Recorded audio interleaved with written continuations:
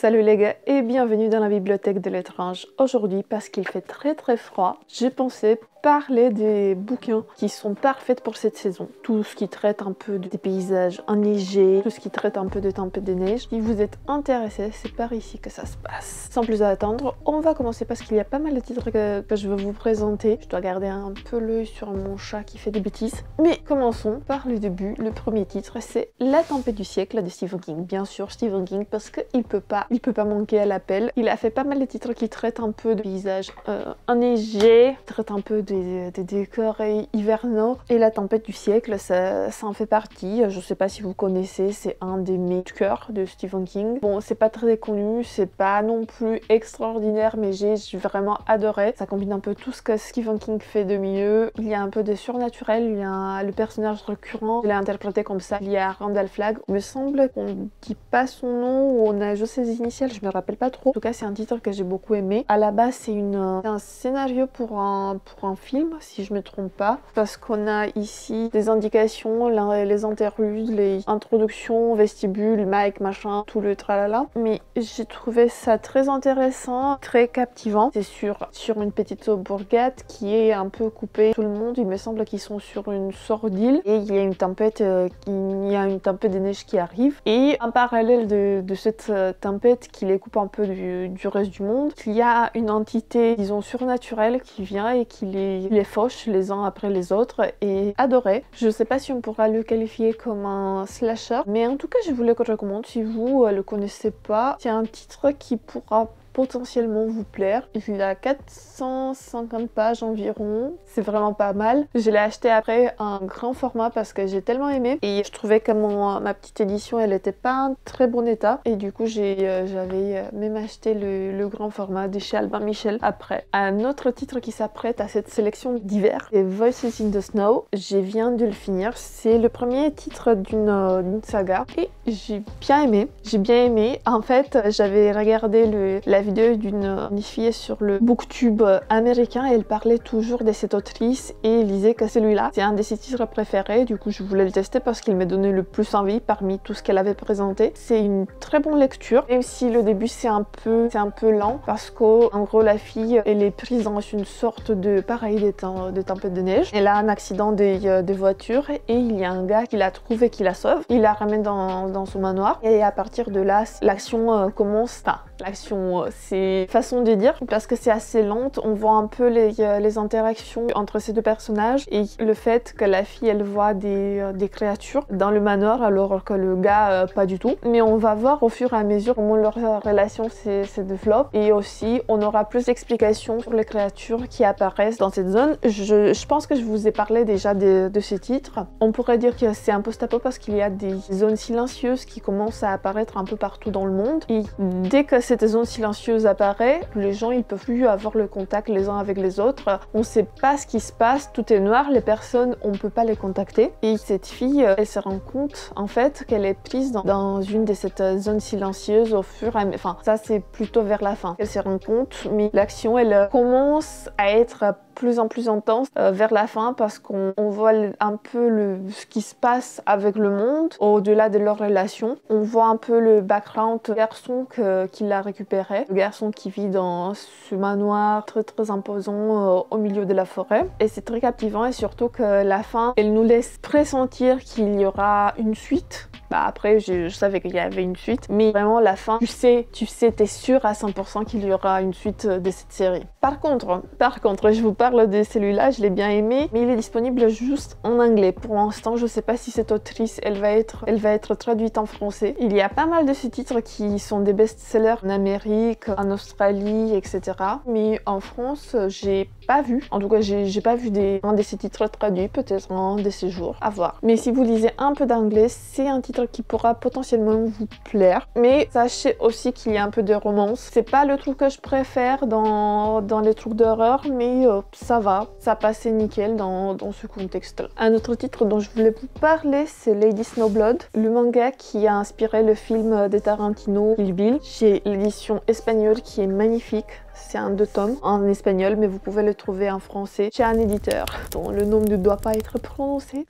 Voilà, j'ai trouvé cette édition sublime. Elle est cartonnée. Regardez-moi aussi ces petites pages. Elle est très très belle. Au-delà de la présentation de l'objet livre qui est incroyable, l'histoire est tout aussi bonne, bien qu'il y a certains éléments que j'ai pas trop aimés. Il y avait quelques passages érotiques qui auront pu être effacés à mon goût, mais c'est une autre histoire, c'est une histoire de goût. Comme je vous disais, de quoi ça parle? Parce que je tourne autour du pot depuis tout à l'heure, sans vous dire quoi que ce soit. Eh bien, c'est l'histoire de cette fille qui s'appelle Yuki, Neige en japonais, qui a été mise au monde dans une prison japonaise, une prison de l'époque, je pense que c'est l'époque féodale, où les gens vivaient dans la famine, où les femmes avaient du mal à se nourrir, etc., etc.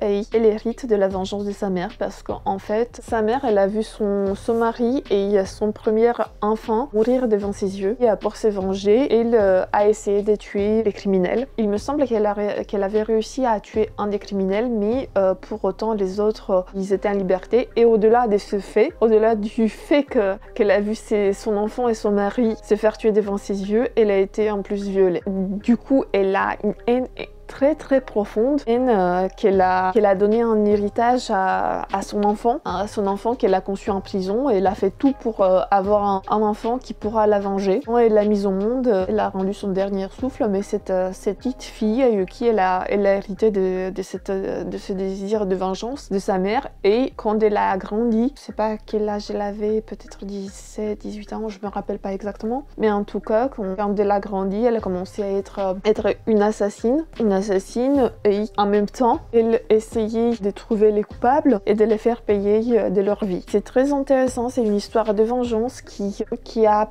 pareil, un décor un peu hivernal dans certains passages. C'est très intéressant, moi j'ai bien aimé l'histoire, j'ai bien aimé le développement de cette série. Comme je vous le disais, vous pouvez le trouver en français dans une édition qui n'est pas à la hauteur à mon avis, peut-être je me trompe, mais en tout cas cette édition étrangère, elle vaut vraiment le coup. Si vous lisez un peu d'espagnol, franchement foncez, parce que c'est un titre très très intéressante. Sinon, vous pouvez vous rabattre sur l'édition française, que je suppose, elle contient le texte original, après la forme et le format, c'est à vous de voir. Un autre titre que j'ai adoré et que c'est un de mes coups de cœur de l'année 2023, c'est Nosferatu de Joe Hill, le fils de Stephen King. Cette histoire, je l'ai adorée de A à Z. Il n'y a pas un mot que j'aurais enlevé, il n'y a pas un passage que j'aurais enlevé, non, pour moi, c'est un titre qui est parfait comme il est. On voit des personnages qui luttent pour un meilleur avenir, on voit leur évolution, l'évolution du personnage principal qui vit dans une famille décomposée et qui commence plus ou moins à avoir les mêmes addictions que ses parents. On voit sa lutte pour être une meilleure personne, pour être une meilleure maman pour son enfant. Elle a malheureusement dû, entre guillemets, abandonné pour essayer de se soigner. Je sais, peut-être que je détruis le synopsis du livre, peut-être que je rentre dans trop de détails, mais en tout cas, c'est un livre que personnellement j'ai aimé. Au-delà de tous ces aspects, un milieu que j'ai trouvé très très bien développé, très intéressant, il y a aussi un aspect horrifique qui entoure tout ça. En gros, il y a un vieux monsieur qui vient kidnapper des enfants et qui les ramène à Christmasville, un endroit où apparemment ils pourront pas connaître la souffrance, parce qu'ils considèrent que dans certaines familles, ces enfants ils peuvent être souillés par les circonstances, par les parents abusifs, etc. etc. Et du coup, ce vieux monsieur, il les kidnappe et ils se nourrissent avec leur énergie vitale en quelque sorte. Il a une voiture qui fait le lien entre le monde réel et le monde imaginaire qu'il a créé, Christmasland. Et de l'autre côté, on a l'autre personnage principal dont je vous parlais tout à l'heure, cette fille qui va devenir cette femme qui lutte avec ses démons, et elle aussi a un pouvoir. Elle peut créer un sort de pont qui relie les réalités, et à force des rencontres et des choses qui vont arriver, elle arrive devant ces Mr. Mounts, je me rappelle pas comment il s'appelle, mais en tout cas devant ces vieux messieurs, méchants messieurs, et elle arrive à l'empêcher de commettre ses méfaits quand elle est adolescente, mais les choses ils vont évoluer au fur et à mesure parce que ce vieux monsieur il a plus d'atouts dans ses manches qu'il n'y paraît au premier abord. Et du coup Vicky elle va devoir se confronter à ces vieux messieurs plus tard dans son existence et elle va devoir faire des choix, des sacrifices parce qu'elle pense que sa santé mentale elle est pas là. Vous allez voir ce qui se passe, mais en tout cas j'ai trouvé ce récit magnifique, très puissant et la fin elle est tout aussi bonne. Je vais m'arrêter ici parce que sinon je vais vous spoiler et c'est pas l'idée. Ce titre il mérite vraiment d'être découvert et il mérite d'avoir toute votre attention. Un autre titre que j'ai bien aimé, c'est un classique, c'est Shining. Si on doit parler des titres d'hiver, c'est l'incontournable. Vous connaissez déjà l'histoire, je pense que qu'on vous a toujours rabâché les oreilles avec l'hôtel Overlook, avec Danny et son pouvoir des Shining. Bon, je vais pas rentrer plus en détail parce que je suppose que si vous aimez l'horreur, c'est un des classiques que vous devez connaître. C'est un des classiques de Stephen King, un livre qui est dans mon top Stephen King. D'ailleurs, je dois vous faire un de ces 4 des petites vidéos sur Stephen King parce que c'est un de mes auteurs préférés. Un autre titre qui s'apprête à notre sélection, c'est L'étrange Noël des Messieurs Jack. Bien qu'on peut le catégoriser aussi comme un livre d'Halloween, moi je rentre aussi dans la catégorie hiver parce qu'il y a, je sais pas, il y a une aura qui ressort. Moi quand je les lisais, j'étais vraiment dans l'esprit Noël plus que dans l'esprit Halloween. Si vous avez vu le film de Burton, vous connaissez un peu l'histoire. C'est Hugh Jack qui vit dans la ville de Halloween et qui à un moment donné, il visite un peu le monde et il va dans le monde de Père Noël. Il se dit, bah, ça a l'air vachement cool, pourquoi on ne fera pas ça dans notre ville d'Halloween? Il commence à faire des préparatifs pour Noël. Alors que leur ville est dédiée à la base à Halloween, tout le monde prépare des cadeaux monstrueux pour des enfants, des trucs qui mordillent, des serpents, des trucs dégueulasses pour les enfants. Et les choses commencent mal. On verra, enfin, vous allez voir comment ça va se finir. Mais en tout cas, il y a cette aura hivernale qui pèse sur ces livres à mon avis et c'est pour ça que c'est dans cette sélection de livres d'hiver que je vous recommande. Un autre titre que je voulais présenter dans cette sélection du livre d'hiver, c'est The Thing de Carpenter. À la base c'est un film mais ils l'ont adapté, ils l'ont novélisé. En gros c'est sur une expédition qui se passe en Arctique si je me trompe pas parce qu'il y a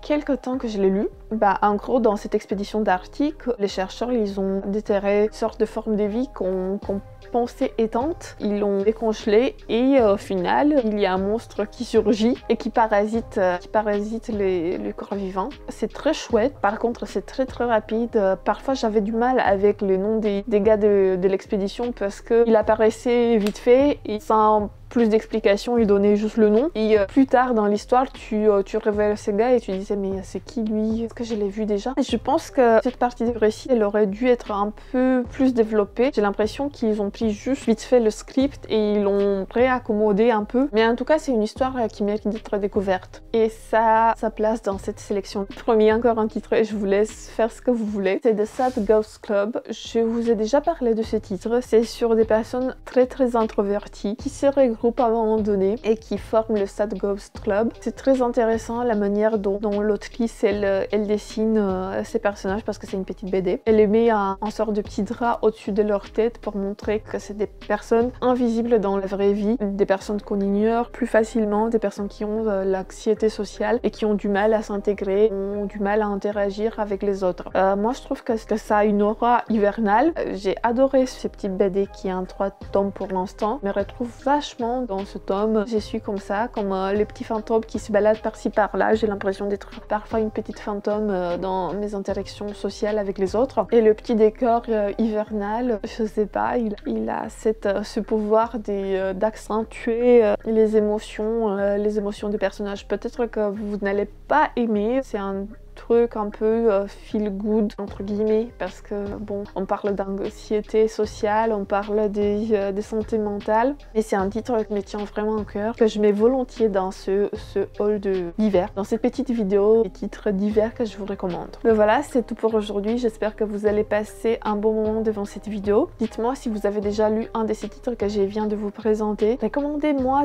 d'autres titres, peut-être pas de Stephen King parce que j'ai lu pas mal des titres de Stephen King qui se passent en hiver univers. Et à part du nouveau, j'ai quasiment lu toute sa bibliographie. Mais si vous avez d'autres titres, d'autres auteurs, n'hésitez pas. Comme vous savez, je suis à no buy jusqu'en 2025 parce que j'essaie de diminuer ma palle. Mais après, la folie peut recommencer. Sur ce, je vous fais plein bisous. Que les chats soient avec vous. Ciao tout le monde. Bisous.